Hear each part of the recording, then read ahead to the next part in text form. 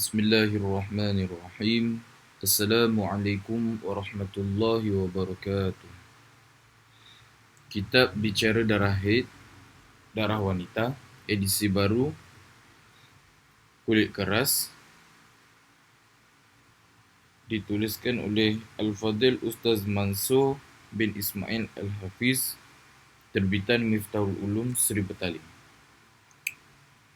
Bab 1, muka surat 30, kewujudan haid.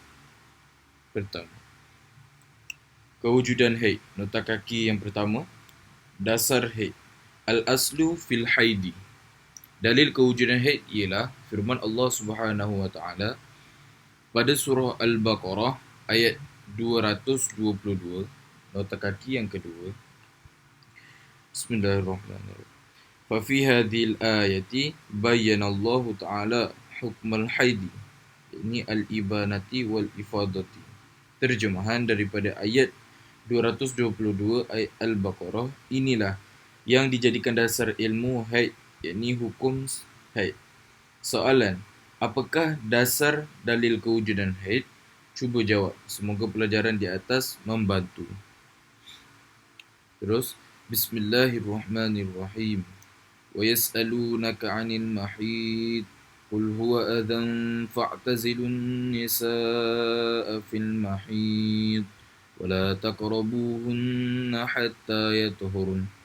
وَإِذَا تَطَهَّرْنَ فَأْتُوهُنَّ مِنْ حَيْثُ أَمَرَكُمُ اللَّهُ إِنَّ اللَّهَ يُحِبُّ التَّوَّابِينَ وَيُحِبُّ الْمُتَطَهِّرِينَ.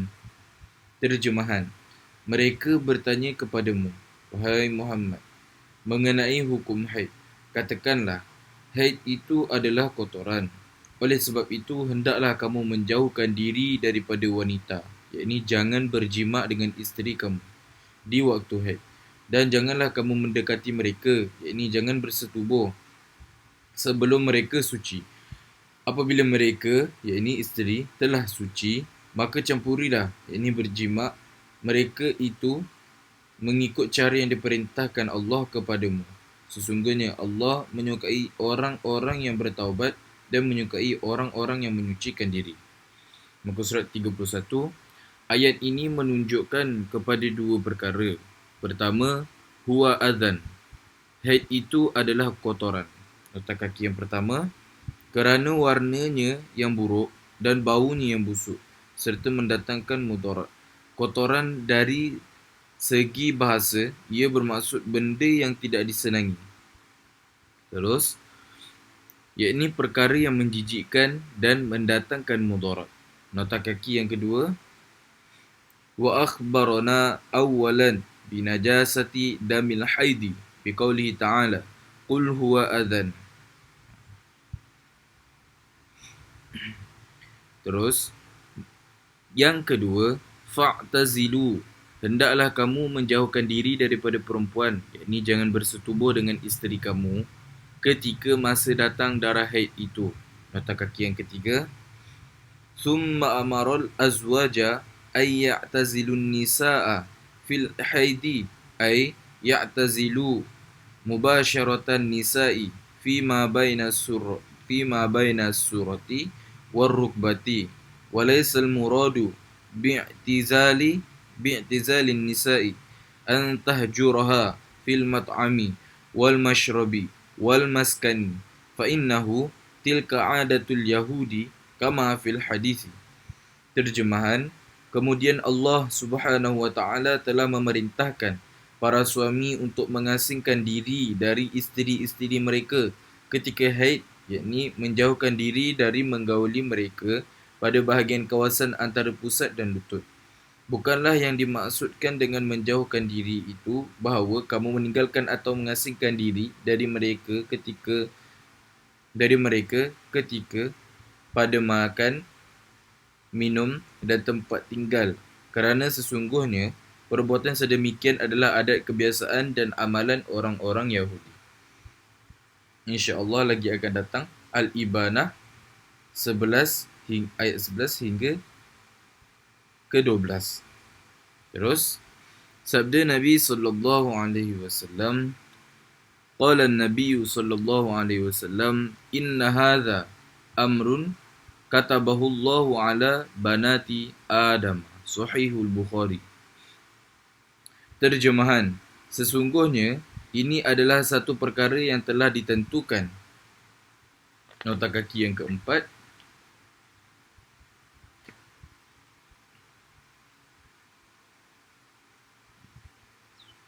Ditentukan oleh Allah Subhanahu wa taala ke atas perempuan di kalangan anak Adam, iaitu darah haid.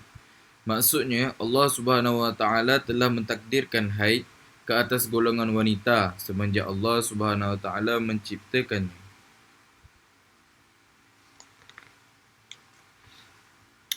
Muka surat yang ke-32. Faedah, hikmah didatangkan haid kepada wanita. Apakah hikmah didatangkan haid kepada wanita? Faidatun fil hikmati minal haidi. I'lam annal haidha syai'un katabahu Allah ala banati Adama ikhtibaran wa ibtila'an kama qala alaihi salatu wassalam, hadza syai'un katabahu Allah ala banati Adama. Rawahul Bukhari. Faedah, hikmah kedatangan haid ialah ketahuilah olehmu bahawasanya haid ialah suatu perkara yang telah ditentukan oleh Allah Subhanahu wa taala ke atas anak-anak perempuan Adam sebagai suatu ujian dan cubaan sebagaimana yang telah disebutkan oleh Nabi sallallahu alaihi wasallam. Qala an-nabiy sallallahu alaihi wasallam, "Inna hadha amrun katabahu Allah ala banati Adam ilahi." Sahihul Bukhari. Terjemahan, ini ialah suatu perkara yang telah ditentukan oleh Allah Subhanahu wa taala ke atas anak-anak perempuan Adam, iaitu darah haid. Bukhari.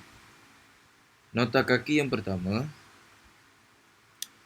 Begitu juga di dalam kitab Al-Ibanah wal Ifadah diterangkan annal haidha syai'un katabahul khaliqu jalla jalaluhu wa ta'alat azamatuhu ala banati Adama ikhtibaran wa ibtila'an wa imtinahan wa qad sabata fi sahihi an Aisyah radhiyallahu anha qalat qala Rasulullah sallallahu alaihi wasallam fil haidi, inna hadha amrun katabahu Allah ala banati Adama.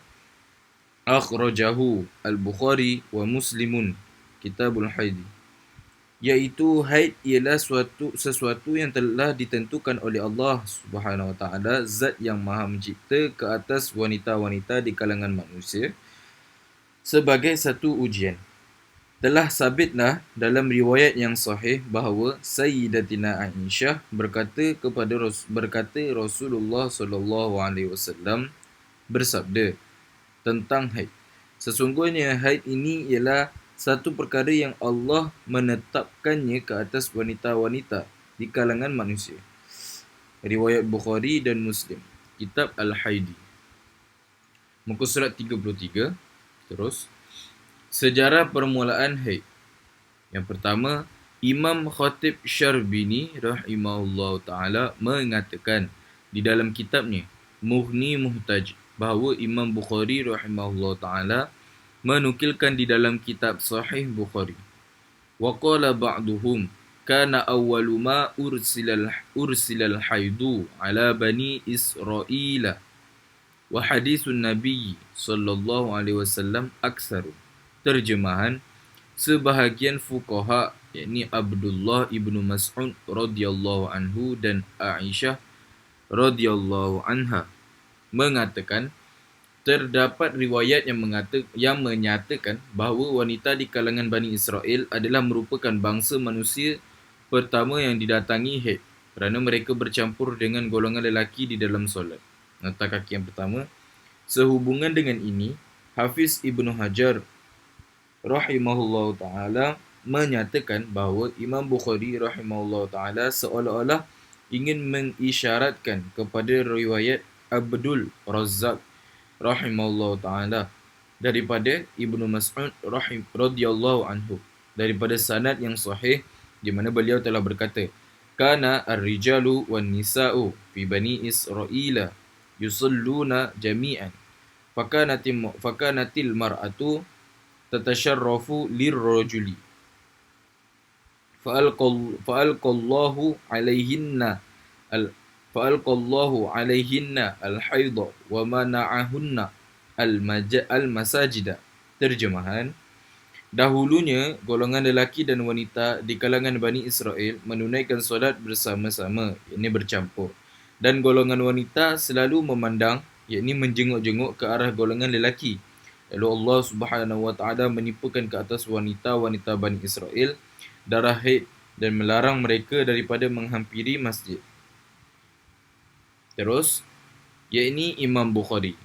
Nota kaki yang kedua, namun Imam Bukhari selepas menukilkan riwayat ini, iaitu wanita di kalangan Bani Israel, lalu Imam Bukhari juga mengutarakan pandangannya.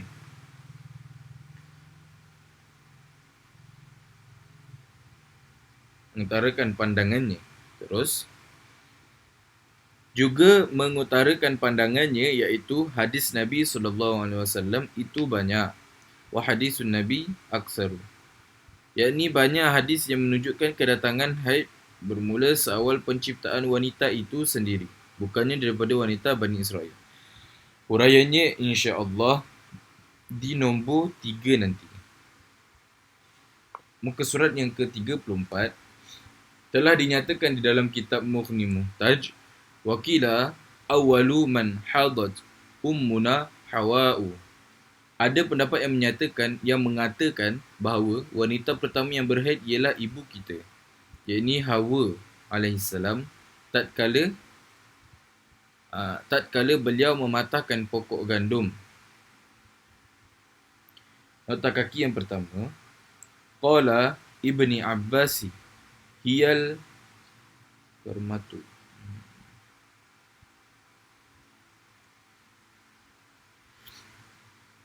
Langkah, wala taqraba hadhihi syajarata al-manhiyu anhu huwal aklu min thimari syajarati wa ta'liqun nahyi bil qurbi minha wala taqraba liqasdil mubalaghati fin nahyi anil akli.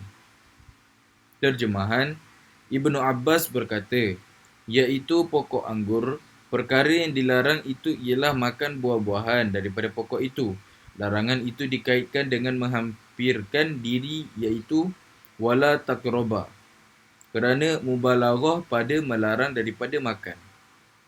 Terus, dan mengeluarkan airnya. Lalu Allah Subhanahu wa taala berfirman, demi kemuliaan dan kebesaranku, sesungguhnya aku akan mengalirkan darah kamu sebagaimana kamu mengalirkan air pokok ini.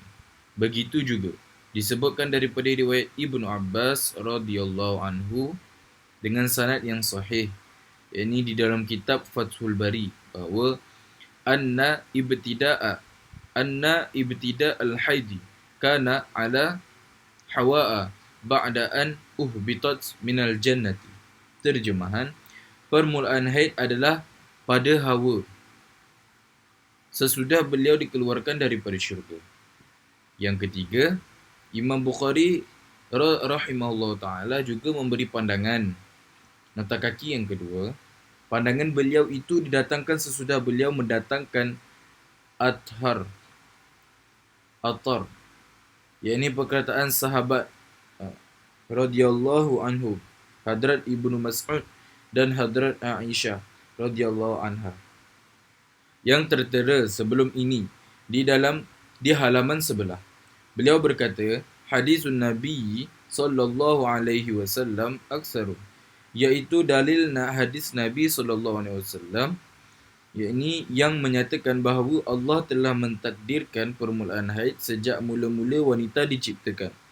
Lebih banyak yakni perkataan yang sabit daripada Nabi sallallahu alaihi wasallam atau keterangan baginda adalah lebih kuat dan lebih mudah untuk diterima oleh akal berbanding keterangan yang datang selain daripada Nabi sallallahu alaihi wasallam. Walaupun ada athar, pendapat yang mengatakan bahawa permulaan haid bermula daripada wanita Bani Israel atau bermula daripada Hawa alaihassalam sesudah dikeluarkan daripada syurga. Tetapi kedua-dua pendapat ini sebenarnya merujuk kepada aliran darah haid itu keluar dengan banyak, bermula daripada wanita-wanita Bani Israel dan Hawa alaihassalam setelah dikeluarkan daripada syurga. Sahih Bukhari Ta'liqat Dr. Mustafar Dib Al-Bugha Fathul Bari. Muka surat yang ke-35. Qala an-Nabiy sallallahu alaihi wasallam. Tadi tak habis. Terus daripada nota kaki yang kedua tadi, kita sambung lagi. Beliau mengenai permulaan haid di mana beliau berkata bahawa kedatangan haid bermula daripada asal penciptaan wanita itu sendiri, iaitu sebagaimana sabda Rasulullah sallallahu alaihi wasallam.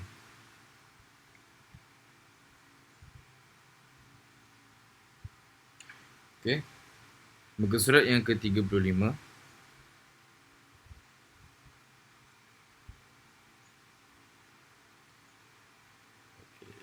Muka surat yang ke-35. Qala an-nabiyyu, daripada sambungan 34 tadi, sabda Rasulullah. Qala an-nabiyyu sallallahu alaihi wasallam, inna hadha amrun katabahu. Nota kaki yang pertama, yakni katabahu ja'alahu min asli khilqatihinna wa fihi salahu ajsamihinna. Sahihul Bukhari Dr. Mustafa. Terjemahan, dia telah menjadikannya daripada asal penciptaan mereka dan padanya terdapat kebaikan untuk tubuh badan mereka. Terus amrun katabahullahu ala banati adama ay ikhtibaran wa ibtila'an. Nota kaki yang kedua, al-musibatu wal balaya lil mutadayyin ikhtibaran wa ibtila'an wa li ghairil mutadayyin azabun wa ni'matu lil mutadayyin rahmatun wa barakatun wa li ghairil mutadayyin imhalun wa istidrajun. Terjemahan, bala dan musibah bagi orang yang beragama merupakan ujian dan cubaan, dan untuk mereka yang tidak beragama ia merupakan sesuatu azab. Manakala nikmat bagi orang yang beragama merupakan satu rahmat dan keberkatan, dan bagi mereka yang tidak beragama ia merupakan suatu bentuk nikmat dalam tempoh yang tertentu dan istidraj. Terus hadis tadi Sahihul Bukhari. Terjemahan, sesungguhnya ini adalah satu perkara yang telah ditentukan oleh Allah Subhanahu wa taala ke atas perempuan di kalangan anak Adam, iaitu darah haid. Yakni maksudnya Allah Subhanahu wa taala telah mentakdirkan haid ke atas golongan wanita semenjak Allah Subhanahu wa taala menciptakannya. Muka surat yang ke-36. Definisi haid. Yakni al-haidu. Dari segi bahasa ialah as-sailani, yang memberi makna mengalir. Dari segi istilah syarak, istilah ulama fiqh ialah damu jibillatin yakhruju min aqsa rahimil mar'ati. Nota kaki yang pertama, walau kanat hamilatan au jinniyatan fahukmuha au jinniyatan fahukmuha hukmul adamiyati ala sahihi tawabit. Terus fi hali, nota kaki yang kedua, fi hali sihhati ay ala sabili sihhati min ghairi sababi fi awqatin ma'lumatin muhnil muhtaj. Nihayatul muhtaj al-ibana. As-sihhati, nota kaki yang ketiga, bi khilafi damil istihadati wan nifasi. Terus fi awqatin makhsusatin, nota kaki yang keempat, di dalam kitab Qalaid al-Kharaid Abdullah bin Muhammad telah menjelaskan mengenai ta'rif haid ini dengan terperinci, iaitu al-haidu ad-damu khariju minal mar'ati ba'da bulughiha tis'a sinina takriban bihukmil jibillati la li'illatin idza wasala syai'un minhu ila mawdi'i alladhi yajibu ghasaluhu lil janabati wa huwa ma yazharu fi julusi qada'il hajati wa in baqiya ba'du fi aqsar rahimi. Terjemahan: haid ialah darah yang keluar selepas seorang wanita itu mencapai usia 9 tahun. Lebih kurang 9 tahun lebih kurang kerana tabi'i, bukan kerana sakit, apabila sedikit daripada darah itu telah sampai ke tempat yang wajib dibasuh ketika mandi janabah, iaitu kawasan yang zahir, ketika duduk untuk qada' hajat. Walaupun selepas itu darah itu masih berada di pangkal rahim, ini qalaidul kharaid. Okay, terus terjemahan daripada ayat tadi. Terjemahan darah tabi'i, letak kaki yang kelima, ai damu tabi'atin lil mar'ati salimati, ai taqtadihi attiba'us salimatu. Bahasa Arab langkah. Yakni semula jadi, yang keluar daripada pangkal rahim perempuan, yakni kemaluan perempuan, ketika badannya dalam keadaan sihat dalam tempoh-tempoh yang tertentu. Nota kaki yang ke-6. Yakni keluarnya pada waktu-waktu tertentu, sama ada aksarun ghalibun aqallun, tanpa berkait dengan sebab-sebab tertentu. Contohnya nifas, keluar dengan sebab beranak, dan dari sini juga dapat difahami haid keluar setelah dia mencapai umur baligh. Yang muka surat yang ke-37. Kesimpulan daripada ta'rif haid pada syarak mengandungi 4 perkara. Al-ibanah. Haid mengikut ta'rif syarak mengandungi 4 perkara. Al-haidu fi syar'i yatadammanu fi ta'rifihi arba'ata asya'a. Yang pertama, ia adalah darah tabi'i, iaitu darah yang dituntut oleh tabiat semula jadi yang normal. Awalan anahu damu jibillatin, ay taqtadihi attiba'u salimatu. Yang kedua, ia adalah darah yang keluar daripada pangkal rahim wanita. Kalimah aqsa itu memberi makna yang jauh. Saniyan annahu yakhruju min aqsa rahimil mar'ati wal aqsa huwa al-ab'adu. Yang ketiga, ia adalah darah yang keluar ketika badan seorang wanita itu sihat, bukan kerana sesuatu sebab yang lain. Ini berbeza dengan darah nifas, yakni yang keluar kerana melahirkan anak, dan istihadah, yakni yang keluar kerana penyakit. Salisan annahu yakhruju ala sabilis sihhati min ghairi sababin bikhilafi damin nifasi wal istihadati. Yang keempat, ianya mempunyai waktu-waktu yang khusus. Ianya mempunyai waktu yang paling sedikit, waktu yang paling lama, dan waktu kebiasaan. Ini ibanah. Rabi'an anna lahu awqatan makhsusatan falahu aqallu walahu aksaru walahu ghaliban. Al-ibanah. Muka surat yang ke-38. Terdapat 10 lafaz, nota kaki yang pertama, yakni faedah. Terdapat 10 nama bagi sebahagian ulama. Sebahagian ulama telah menyatakan dalam bentuk syair, iaitu bagi haid ada 10 nama yang menunjukkan kepada kekotoran ini. Haid, dah, ikba, iraq, firaq,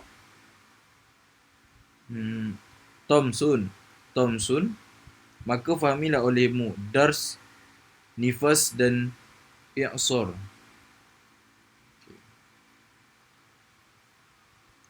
Faidatun. Faidatun fi asma'il haidi asyaratun hiya qala ba'duhum lil haidi asyaratu. Ni syair yang ke atas tadi. Lil haidi asyaratu asma'a tadullu alal khissati haidun, dhahkan, ikbaru, irakun, firakun, tomsun, tomsun, fahfam, dirasun, nifasun, i'sarun. Terus 10 lafaz masyhur di kalangan masyarakat Arab yang sinonim dengan haid. Bahkan ada yang mengatakan ia menjangkau 15 lafaz. Peta minda, ibu yang pertama, nama ibu yang pertama, nama haid. Nama-nama haid. Dohkun, anaknya. Nama anaknya. Tomsun, ikbarun, i'sarun, dirasun, irakun, nifasun.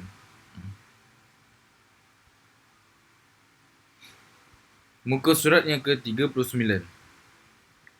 Contoh bagi dohkun ialah firman Allah Subhanahu wa taala di dalam surah Hud ayat 71, wa imra'atuhu qa'imatun fadhahikat fabasyarnaha bi ishaq wa min wara'i ishaq yaqub.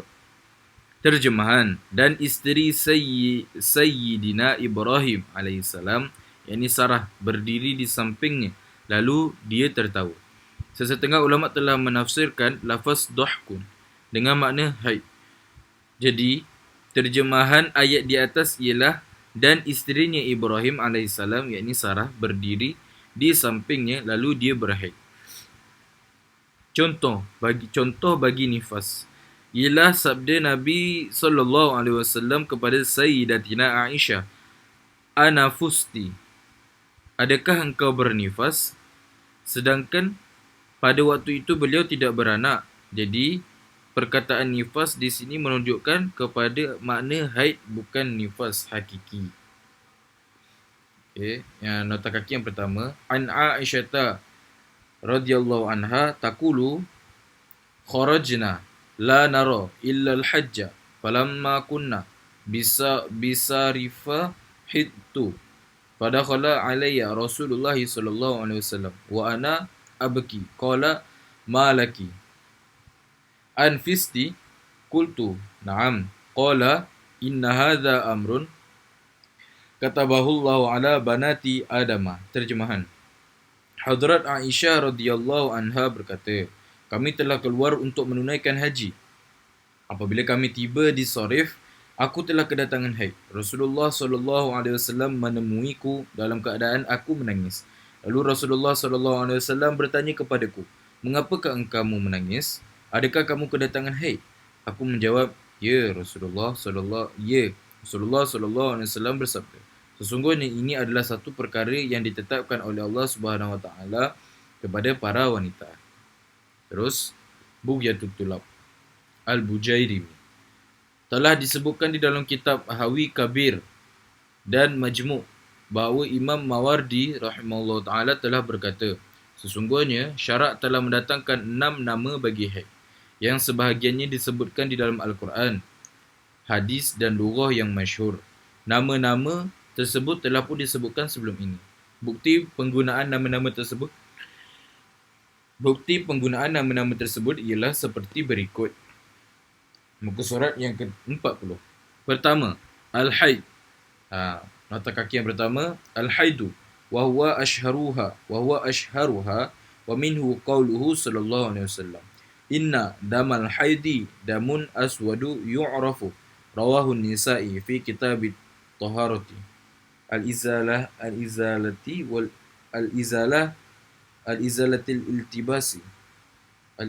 iltibasi. Terjemahan, antara nama darah haid ialah haid. Ini ialah nama yang paling masyhur. Di dalam hadis Rasulullah SAW disebutkan, sesungguhnya darah haid ialah darah yang berwarna hitam, yang diketahui hadis riwayat Nasa'i. Terus, dalilnya insya-Allah akan disebutkan nanti. Kedua, At-Tamsun. Dalilnya ialah firman Allah Subhanahu wa taala pada surah Ar-Rahman ayat 56. Bismillahirrahmanirrahim. Fihinna qasiratut tarfi lam yatmishunna insun qablahum wala jan. Terjemahan, di dalam syurga-syurga itu terdapat bidadari yang pandangannya tertumpu, yakni kepada mereka semata-mata yang tidak pernah disentuh sebelum mereka oleh manusia dan jin. Maksud at-tamsun pada ayat di atas ialah haid seperti mana yang telah diterangkan dalam Sahih Muslim. Fatamistu ay hittu yuqalu hadatil mar'atu wa tahayyadat wa tamisat wa ariqat kulluhu bima'na wahidin wa hiya haidun wa haidatun fai lughatin gharibatin.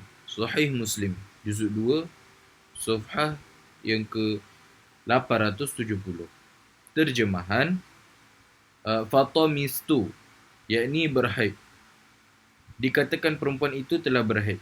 Perkataan tahayyadat ya. Tamistu wa tamisat dan wa ariqat adalah sama maknanya, iaitu bermakna haid. Muka surat yang ke-41. Ketiga, al-irqu.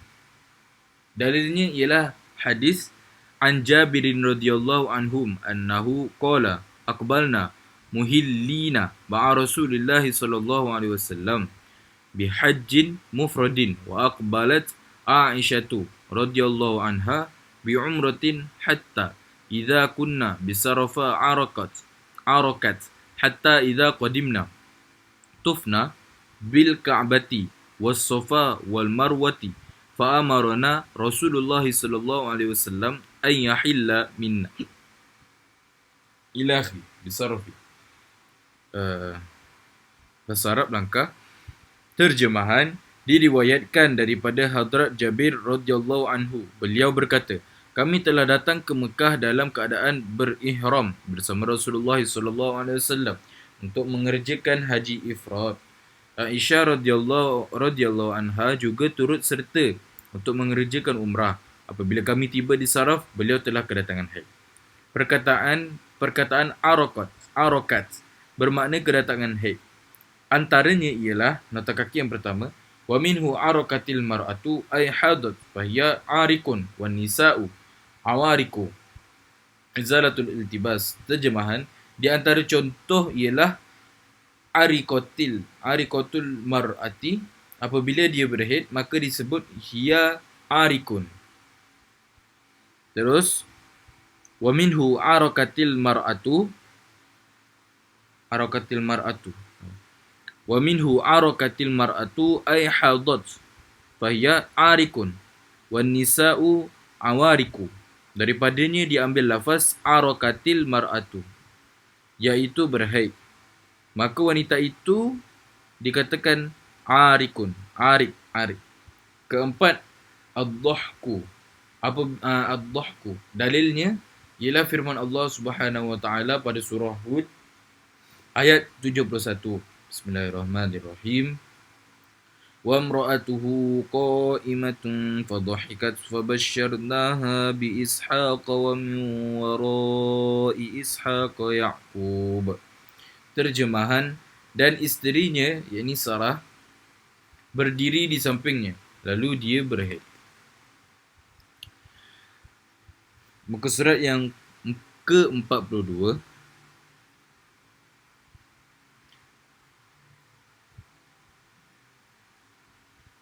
Dhahikatil mar'atu idza hadat wal mar'atu dhahikun. Dikatakan dhahikatil mar'atu, iaitu berhaid apabila dia berhaid, maka dikatakan wanita itu dikatakan dhahik. Nota kaki yang pertama, yuqalu dhahikatil mar'atu idza hadat wal mar'atu dhahikun. Kelima, al-ikbaru. Dalilnya ialah firman Allah Subhanahu wa taala pada surah Yusuf ayat 31. Bismillahirrahmanirrahim. Falamma ra'aynahu akbarnahu wa qatta'na aydiyahunna wa qulna hasya lillahi ma hadha basharan in hadha illa malakun karim. Terjemahan, maka ketika mereka melihatnya, mereka tercengang melihat kecantikan parasnya dan mereka dengan tidak sedar melukakan tangan mereka sambil berkata, jauh sekali bagi Allah daripada sebarang kekurangan ini. Sebarang kekurangan. Ini bukanlah seorang manusia. Ini tidak lain melainkan malaikat yang mulia. Qala Ibnu Abbas, ba'nahu hidna 'inda ru'yatihi. Terjemahan, kata Ibnu Abbas radhiyallahu anhu, maksud ayat tersebut ialah mereka telah datang haid ketika melihat Yusuf alaihi salam. Jadi akbarna memberi makna hidna. Wa minhu akbaratil mar'atu idza hadat wal mar'atu mukbirun. Terjemahan, daripadanya diambil lafaz akbaratil mar'atu,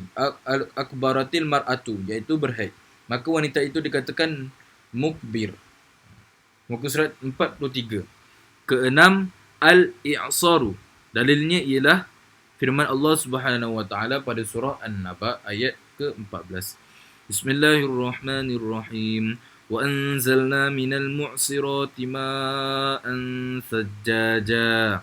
Terjemahan, dan kami telah menurunkan dari awan air hujan yang mencurah-curah. Keluar hujan daripada awan adalah kiasan keluarnya darah daripada rahim. Al-Hawiyul Kabir. Keterangan, mungkin timbul persoalan, mengapa dikatakan bahawa haid dari segi bahasa ialah mengalir? Jawapan, makna haid dari segi bahasa ialah mengalir kerana berpandukan kepada perkataan haid yang digunakan dalam percakapan harian bahasa Arab. Contohnya, A. Apabila seorang melihat air mengalir di lembah, lembah itu dikatakan berhaid kerana ia mengalir. Orang Arab mengatakan hadal wadi ay sala.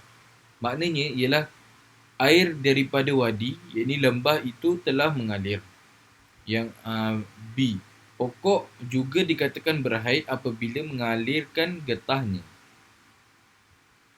Hadatish syajaratu idza sala simruha. Kemudian digunakan perkataan haid, yakni mengalir, itu pada istilah syarak dengan makna darah haid yang keluar daripada pangkal rahim perempuan. Ketika badannya sihat dalam tempoh-tempoh yang tertentu. Nota kaki yang pertama, yakni ia dinamakan haid kerana ia mengalir pada waktu-waktunya yang tertentu. Muka surat yang ke-44. Wanita-wanita yang berhaid dipanggil tamis, dahik, arik, hadid, mu'sir, mukbir. Walau bagaimanapun, nama yang paling masyhur di sisi kita, yakni masyarakat Melayu, ialah haid period atau datang bulan. Huraian ta'rif istilah haid.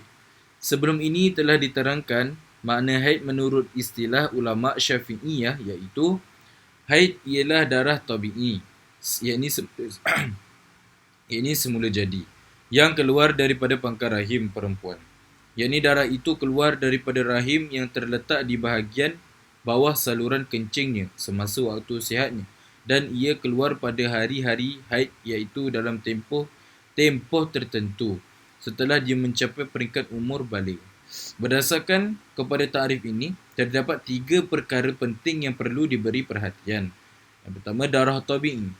Haid merupakan suatu tabiat semula jadi yang dialami oleh semua perempuan. Yang kedua, bahagian bawah saluran kencing, yakni tempat keluarnya anak, tempat keluarnya mani dan tempat masuk zakar. Yang ketiga, waktu sihat, yakni darah haid keluar pada hari-harinya yang tertentu dalam tempoh sekurang-kurang haid, iaitu sehari semalam, sehingga tempoh sebanyak-banyak haid, iaitu 15 hari semalam, 15 hari atau malam. Keterangan mengenai tempoh haid insya-Allah akan menyusul kemudian. Ada juga perempuan yang tidak pernah kedatangan haid seperti Sayyidatina Fatimah radhiyallahu anha, puteri baginda Muhammad sallallahu alaihi wasallam. Tetapi ini termasuk dalam fenomena yang bertentangan dengan adat kebiasaan seorang perempuan.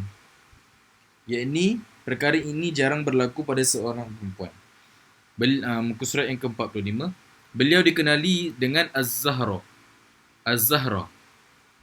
bermaksud yang terlindung, dan putih bersih kerana tidak pernah berhaid seumur hidup.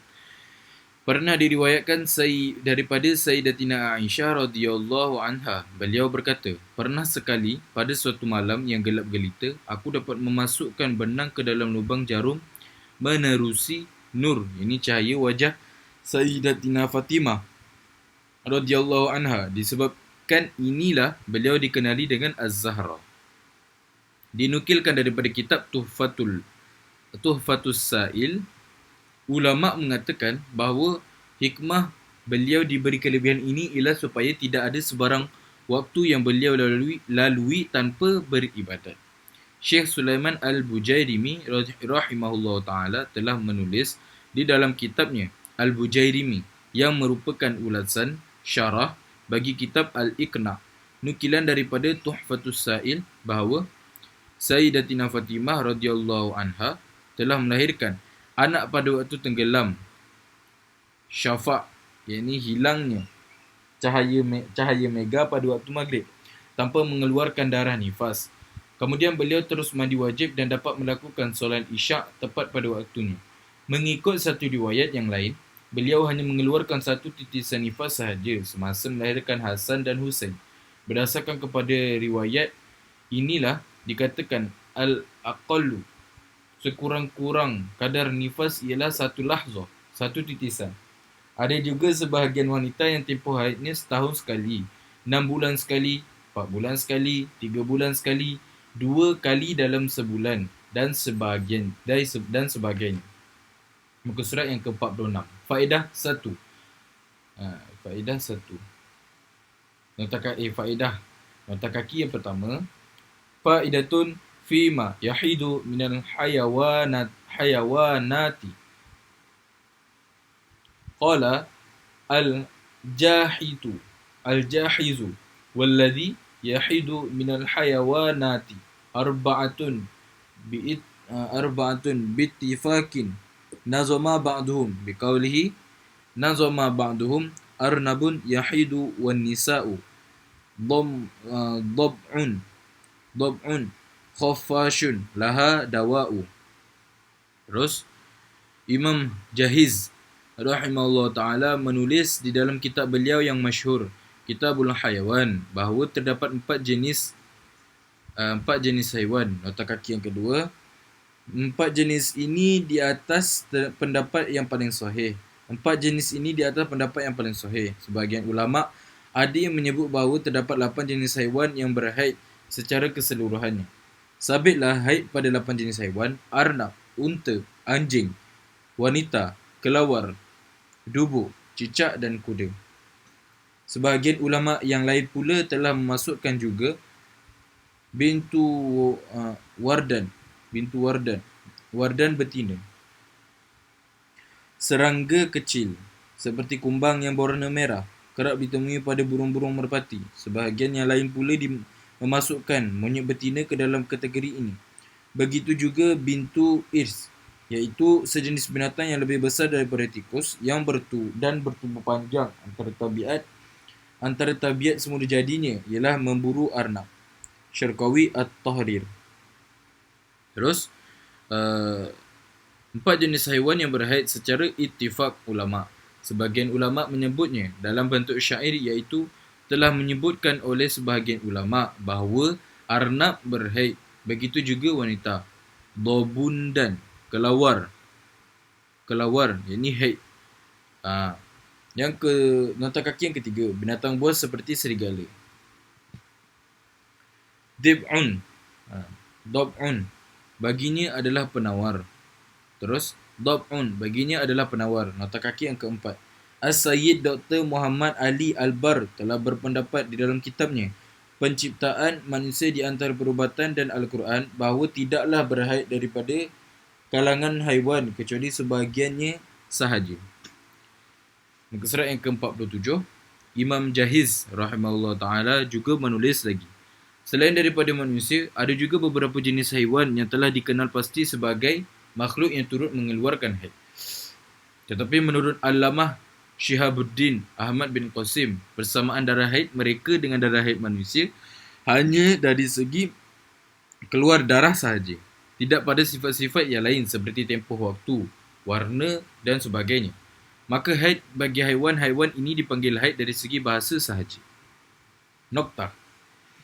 Kedatangan haid bagi haiwan-haiwan ini selain daripada wanita tidak memberi sebarang kesan dari segi hukum syariat. Maka jika seseorang mensyaratkan jatuhnya talak, contohnya, dengan kedatangan haid bagi mana-mana haiwan tersebut, ia dikira tidak sah kecuali jika dia memasukkan kedatangan haid itu ialah keluarnya darah daripada haiwan-haiwan tersebut. Nota kaki yang pertama, tanbihun. ولا أسرى لحيد هذه الحيوانات في الأحكام فمثلا لو علق طلاق مثلا بحيد شيء من المذكورات فإنه لا يصح إلا أن أراد بحيدها خروج الدم منها.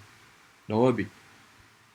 Terjemahan, kedatangan haid bagi haiwan-haiwan ini, yakni selain daripada wanita, tidak memberi sebarang kesan dari segi hukum syariat.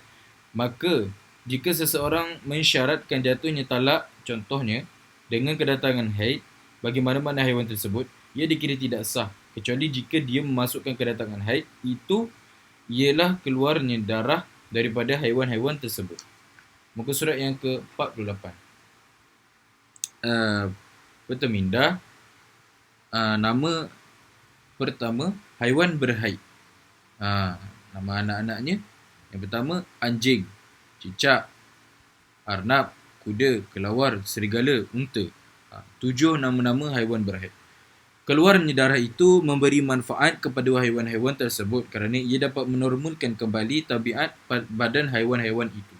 Lantaran haid dianggap sebagai penyembuh, dan sekiranya darah haid yang terkumpul terus tertahan di dalam badan haiwan-haiwan itu, nescaya ia akan mendatangkan kemudaratan kepada haiwan-haiwan itu. Maka keluarnya darah itu akan mensejahterakan, yakni menormalkan kembali tabiat badan haiwan-haiwan itu. Selain daripada haiwan, Syekh Al-Bujairimi juga pernah berkata bahawa jin betina juga kedatangan haid seperti manusia. Muka surat yang ke-49, kedudukan haid menurut kacamata masyarakat manusia sebelum kedatangan Islam. Haid bukanlah satu perkara yang mendatangkan kebaikan, keaiban atau kehinaan bagi kaum Hawa. Bahkan ia merupakan suatu tanda kebaikan yang menunjukkan seseorang perempuan itu berada dalam keadaan sihat. Tetapi kaum Yahudi dan Nasrani memandang haid sebagai suatu perkara yang mengaibkan. Mereka bersikap melampau dalam perkara ini.